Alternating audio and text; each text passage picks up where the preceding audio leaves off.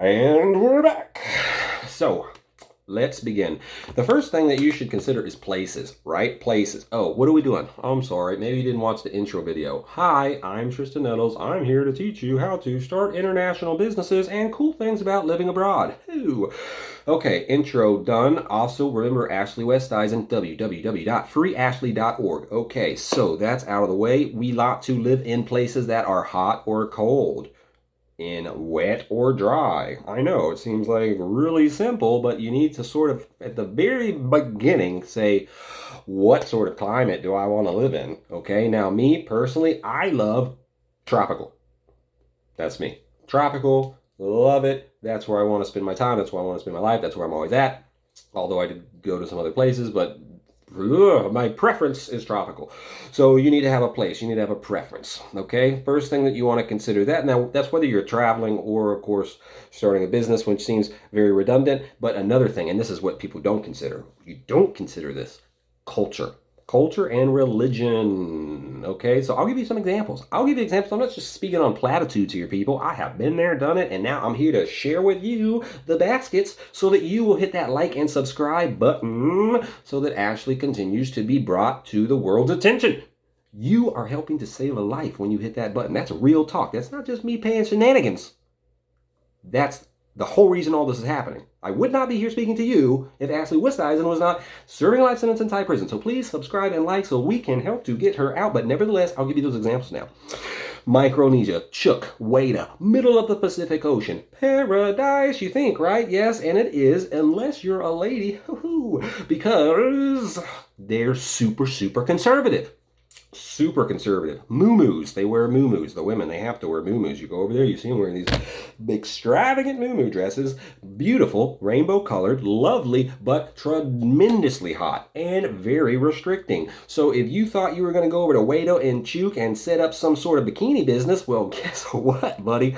You are going to have a hard sell. So that's one of the things you need to be focused on, right? If you want to go travel somewhere, you're like, I want to go and get a great tan in my Two Keys bikini in Wada Chuuk. Well, you know what? That's going to be difficult unless you go to Blue Lagoon Resort, which is very lovely, or you go out on the boats, right? Once you got on the boat, you're all good, okay? But if you're on the island with the locals, don't try it. Don't try it. And I'm telling you. Okay, the police are not the same in every country, right? The police here, if you call them and say, "Oh my God, there's a bunch of guys that are harassing me and they're grabbing me and trying to do," the police are going to be there. There's other people going to be there. They'll at least be filming it if they're not helping you, but there's going to be a lot going on. Over in a someplace like Chuuk, okay, I'll tell you. I was there. I was there with Taryn, walking into downtown Chuuk when the police came in that beat up blue Isuzu, beeping, bouncing all over the potholed road, drunk as hell, with cans of Japanese imported Asahi, just chugging that shit and throwing the cans into the side of the road, swerving everywhere. That's the police, okay? That's the police there, all right? So don't think I'm just going over there to do what I want. Okay, well, I'm trying to tell you right now. If you want to go someplace and set up a bikini shop, or you want to go someplace and wear a bikini and flaunt it around, Chuuk, Wada, Micronesia is not for you. And there's a lot of other places like that around the world that are similar in those circumstances. And so my point is, check where you're going. Check on the culture. Check on the religion. Make sure that what you're planning is actually possible where you are going, and you're not just going to end up getting lynched or raped or something bad's going to happen, okay? Be careful out there. Be wise and know where you are. What else do we have there? I'll give you another example. Another one. Because he's got a lot. But I won't stay because we're already moving. We got lots of stuff to cover. But Bali, right? So I was over there in Bali. I got over there. Now I'll tell you, okay? And we're different. We're different. I understand that. Individuals and all that. I support it. But I was 10 years old. Too young. Far too young. Older brother. But nevertheless, I started smoking weed when I was 10 years old. And the only time I did not smoke weed is when I was actively engaged in the military. So I like to smoke weed. I've been smoking weed a long time, and I have no intentions to quit. And so I was thinking like, yeah, okay, Bali. I can go over to Bali and I can make this coding school, and it's going to be super lovely. Everything's going to work out great, and surf all day and party, all this stuff. Not really. I don't party anymore, but I would have surfed. I did surf, but nevertheless, but then I had no idea. I had no idea until I got over there how strict they are about marijuana. I mean, really, it is like methamphetamines, which is I've never had anything to do with, and I don't have anything to do with the people that do. But that's how it's treated over there. I went over there because when I go to these new countries, I'll tell you, how to find some smoke, right? Universal symbol. You're in Bali, right? Hey man, and they like, what? I mean, I'm talking about. I went up to some dudes that when you look at them, like you think they're probably like some sadistic gangster type. I mean, covered in tattoos, ears blasted by piercings, and just looking just gangster as gangster. And I'm like, hey man, I can get some weed. What? Weed? Yeah, sitting there with a bottle of alcohol, smoking a cigarette, looking at me like I'm some kind of degenerate. So 7 years. So a dude got 7 years in prison for a half a joint. A half a joint in Bali. A half a joint. They took 7 years of this man's life away. This stuff is crazy, people. That's another part of this channel, man. We gotta. What was this about? International business and living? Yeah, well, that's part of international living, man. There's a lot of places around the world that's real backwards, okay? And they are just crazy, right? And so that's the problem with Bali, Indonesia. I'll tell you, because Bali, Indonesia is Hindu, and Hindus are real cool. They're chill, right? They're mostly chill. I dig them. They do all this. They do really cool religious observances all the time. They make little shrines out of bamboo leaves and put rice in like 5, 10 times every day. I'll find them all over the place. Because you live on a lot of compounds, and the people that you live with will come around and like clean your house once a week for you. $285. That's how much I was paying for a house in Bali, kilometer from the beach, with weekly cleaning. $285. It was nice. It's not like some rundown shack either. I'm talking about front yard, backyard, full kitchen, everything. So it's just a whole different thing. We'll get into all of these things. This is just an introduction. But my point was, Bali is Hindu, but Indonesia is Muslim. And the Muslim religion, which this is not the place to be talking about religion, but they are very conservative. You may or may not know. And so that makes Indonesia really conservative. And so, they got the same laws, even though you're in Bali and you want to just be over there chilling and everyone's surfing, and you're just thinking like, oh yeah, I'm just like in Thailand, right? It should be like in Thailand, because Thailand, you can smoke weed. It's legal, not in public, but it's basically legal. But in Indonesia, they will put you in prison for half a joint for many years, unless... Now, here's another thing. I'll tell you a secret. Unless you have the money to bribe your way out. You can always bribe your way out of any crime, no matter how big it is, when you first get arrested in these third and second world countries. Not, sometimes even in the U.S. and Europe. But then you got to be like well-known too and powerful, but only to an extent. But in these other places, really, no matter what happened, you get caught, and as long as, like, before all the other people come, you'd be like, hold on. Like, how much? Like, I got this, and then you can work something out, and it's done. I'm not lying. You might not want to hear it, but that's just how it is. I'm just telling you how it is, not how you want it to be. That's why you're here. You want real, factual information from someone that's been there, and I mean, I've been there, dark web international drug trafficker. So it's not like I'm just, on the fence, like a little toes in. I'm talking about full on deep and come out the other side. So that was the point. Culture and culture, religion, stability. Look and see where, whether you want to live someplace or you want to make a business someplace. If you had a business idea, or if you decided to move your kids over and start a new life in Sudan last month, that's not looking like a great idea right now. Okay, because you should have done the research to see that there was enough instability for a civil war to break out, which is what's happening right now. And so even in Thailand, where I was at, there was a low-grade continues of some sort of Muslim insurgency in the south of the country. And people still get killed there and blown up. And there's still like insurgents raiding police stations and killing the cops and stuff. And this happens down in Thailand. Of course, we know what happens in Mexico, narco state. Like, there's all this stuff. So you have to know. Now, I'm not saying every country is the same, or that a country itself is just inherently like the whole thing. Like I just said about Sudan, there is very well probably whole large areas of Sudan that are perfectly safe even right now. Probably. I don't know for sure. I've never been there. Okay. But for like El Salvador, for example, sure. I mean, now it's a lot safer anyway, because the president basically, totalitarian style, went up and rounded up all of the supposed and proven gangsters and then put them in prison, and now it's a lot safer. But before that central city, San Salvador or Santiago, whatever it was, I stayed in El Zante, Bitcoin Beach. So I never went there. I never went there because I knew like that part of the country is not the safest, not the chillest base for someone that looks like me. Okay, I'm just going to be robbed and taken advantage of. So I went someplace that was more stable and that had a much better environment for, getting situated and for living. Because again, I've lived in a lot of countries and I've started businesses in countries as well. So it's like I've done all of these different things. So I bridge and go sort of in between them, although I'll try to stay specifically on topic with individual episodes, but this is like an introduction, so that's why it's sort of like hip hopping around.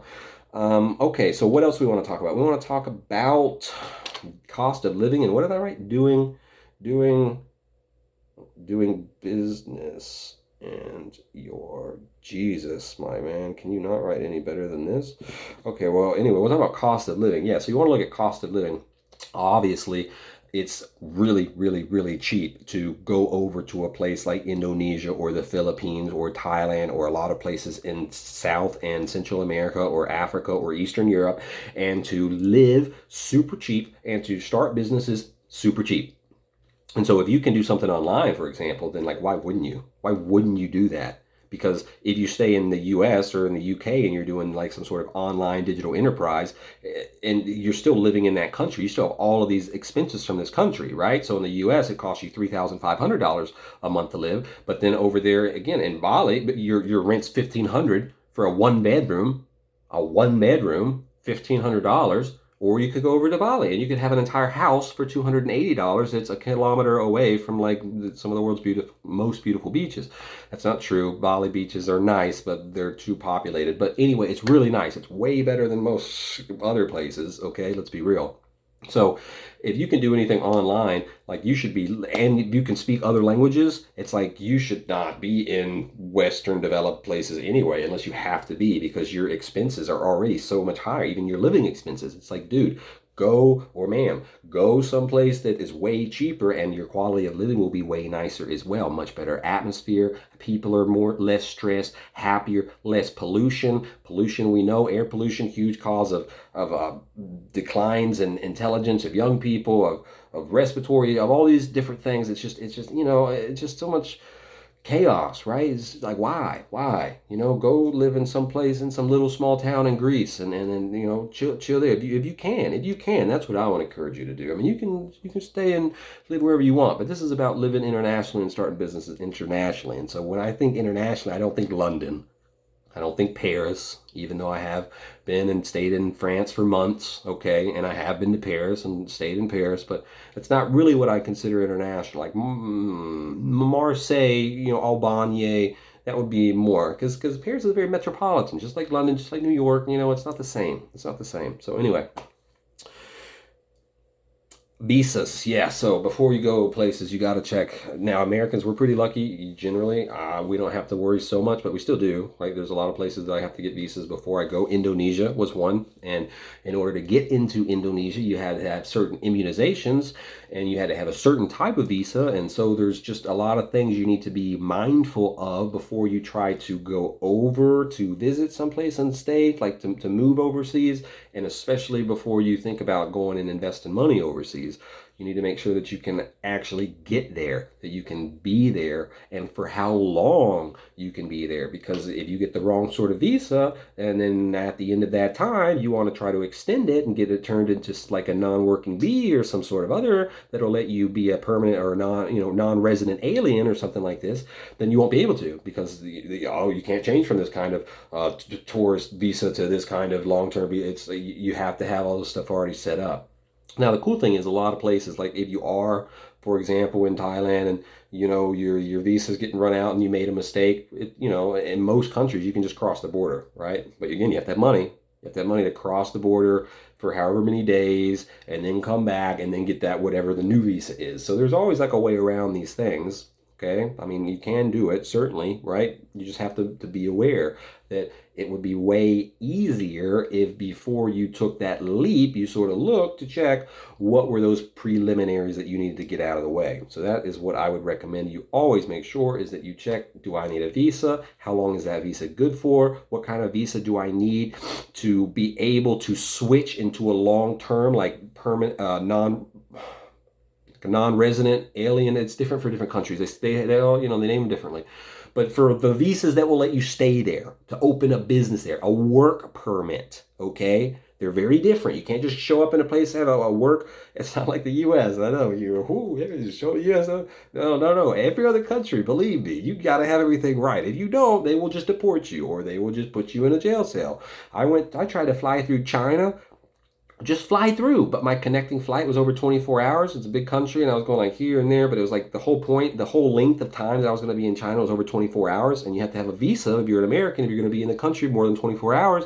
And they put me in like some holding cell for half a day. And then if I didn't have the money to pay for another flight to Bangkok, I think it was, because at this point I was going up to Nepal to live with the monks in the monastery, then they were going to send me all the way back to Hawaii. So, thanks, China, world's friend. Well, we love you. But anyway, so yeah, make sure. And another thing, I'll tell you another time. When you get to these countries, make sure that you're staying on top of the immigration. They'll give you check-ins. Some countries do, some countries don't. In Thailand, you got 90-day check-ins. Every 90 days, you have to go to immigration to check in. And that means every 90 days, you'll get some sort of like extra stamp in your passport. And they have to have a certain page that has like this, I don't have my passport right with me. I'll include a picture of it on the video so you'll be able to see what I'm talking about. But you have to have this certain page, and if you don't, which I didn't, right, because I didn't see that, I ran out of pages. And then by the time I went to immigration, there was only like a week left between the time that everything was the time was gonna cancel out, and then it was gonna be like a huge catastrophe. And so I had to go up to Bangkok and get an emergency passport from the consulate, and then fly back down to Koh Samui, and then it was just a nightmare. It was a nightmare. So you really have to be on top of your visas, your passport, your check-ins, your immunizations, all that stuff. Otherwise, you're just gonna hit a brick wall. Boom, and that's it. So make sure you got that figured out. Man, there's a lot of stuff. I'm taking a long time. Jesus. Okay, short term. Let me go. Short term lodgings to long term. So you don't get cheated, right? Man, don't. Airbnb, all these things, they're so pricey. They're so pricey. If you're going to go and live in a new country, or you're going to go start a business, either way, you're going to be living there. So what you need to do, what I always do, is I start with an Airbnb. I'll get an Airbnb for anywhere, depending on where I'm going, for 3 to 7 days, okay? It really depends. It depends, like, am I going somewhere that's remote and rural? Am I going someplace that has a lot of options? Again, it just really depends. And so I'll get an Airbnb so that when I arrive there, I immediately have a place to go from the airport. I never get a hotel. Why would you get a hotel? Like an Airbnb, it's way better. You're in a local place. The hotels, you're not even really traveling, okay? If you just go into the resorts or the hotels, it's all just a setup. It's all a facade. It's all just your country transported to another country and built around a little block, and I'm traveling. Check out my Instagram. It's really not the same. Get the Airbnbs, find the cool spots, do a little research, see where the hip parts of town are, the parts of places that you want to be in, and that's where you go. Once you get there and you're in there, then the next day, right, you feel rested, you get yourself a big breakfast or whatever it is that you need, and then, okay, what I always do is I immediately get transportation. Okay, I always generally get a bike. Because most of the countries I go to, that's the predominant form of traffic, because I'll go to like lots of tropical islands, little places, and so it's just like, people, they scoot around, because that's what I like. Depending on where you go, you get a vehicle. Of course, the vehicles are more, but sometimes that's the only choice, but nevertheless, that's what I do immediately, right? I get that, because you need to get around. You're at this Airbnb, you're at this spot, you're in this new country, now you need to get around, you need to see what's up, and that's the way to do it. Not to try and get some tour guide to take you around, or get in a taxi. No, you just get in there and you start driving, you look at the map, and okay, if I want to see the beaches, or I want to do this, and you start driving around, you start seeing it, and while you're driving, you're also looking for places to live. That's what you're doing. That's like it's a simultaneous thing. You're getting the lay of the land. You're seeing what's up. You're feeling it, okay? And you're also seeing the potential places that you can live. And in different countries, it's not. Don't expect it, man, to be in English. House for rent. Room for rent. No, it's in their languages, right? So you need to have, like on Google Translate, you need to know what room for rent is, or house for rent, or something like that. You need to know what it looks like, so when you're driving and you're seeing these signs, that you actually know, oh, that's a sign that says like a place is available, because otherwise you're just not going to know, right? It's Kasia something in Indonesia. I don't even remember what it was in Ukraine. But it's all different. It's all just different, okay? And so you have to know. But that's what you do. And then, as soon as you find some places you like, you stop, You get off, if you see the people are there, a lot of times they'll be there. You talk to them, you talk to the neighbors, you get the contact information, and that's sort of what you do. You set up a long-term situation like that. You need to know sort of what the cost should be before you get there, because if you just like sort of leave it to them, obviously they're going to maybe try and go start at a higher cost. And if you say, oh yeah, what is it, something like this, and then automatically they're like, oh, maybe you went like a little low, which is okay, and then they're like, then they feel like they can't go as high as they initially would have went. You understand what I'm saying? So again, it was like in Bali, where I was just recently at. 4 million rupiah. That's the currency. Again, all these different countries, they use the different currencies. You have to know the exchange rates, and we'll talk about all this different stuff. This is just an introduction video, and I need to really be fast, or then I am going. And so, yeah, I did a little research. I had a friend that was already in Bali. I sort of asked to have a ballpark of what I should be expecting to pay based on different things, and then like, so what is it going to be, like 3 million? And then no, it's and then 4 million, worked it out for 4 million for a month, because I was doing longer than 3 months. If it had been less than 3 months, it would have been 4.5 million. And so there's all these different parameters that you can utilize to help yourself out, but also not stick it to the person that's helping you out by allowing for you to have those agreements. And so that's always how I find places to live. I start with an Airbnb, I get a transportation, and then I drive around to the places I want to be. I drive to the place, like, I like it here. Okay, let me drive around all the streets around here until I find the signs that say for rent. And sometimes I'll stop and I'll ask people and I'll say, hey, do you know if there's a place around for rent? Do you know a place that there's for rent? I found a beautiful house in Thailand like that by asking a bartender. Okay, so you ask the local people, do not try to find places online. They're ripping the hell out of you. I mean, really, you're paying stupid prices. Okay, pay the local prices. Don't pay the tourist prices. There's a big difference. Yeah, there's a lot more to talk about, like getting legal with the business stuff, networking, both in person so that the community knows that you're there, how to do that, best practices. Again, a lot of it depends on things like culture and religion and local norms and sort of things that are happening in the local community. You need to be aware of these things, which are easy to do if you go to bars. Or water and hole, something like that, and just sort of sit there and talk to people. Or taxi drivers always know tons, especially where to get weed at, or other things that you might be interested in. Taxi drivers are usually your best friend. Of course, judge them, right? Judge your taxi drivers. Yeah, there are going to be some that are very straight edge, but a lot of them, they know where things are at. So your taxi drivers are really going to be helpful as far as that goes. And then, yeah, just remember local pricings. A lot of places, when you show up, especially if you look like me, there's like a price for the locals and there's a price for you. And really in Thailand, it's like that. You go to these places and they have signs that say local or Thai, and then farang. Farang means foreigner. So if you're a foreigner, you pay this price, which is usually like 3 or 4 times more than what the Thai people pay in this instance.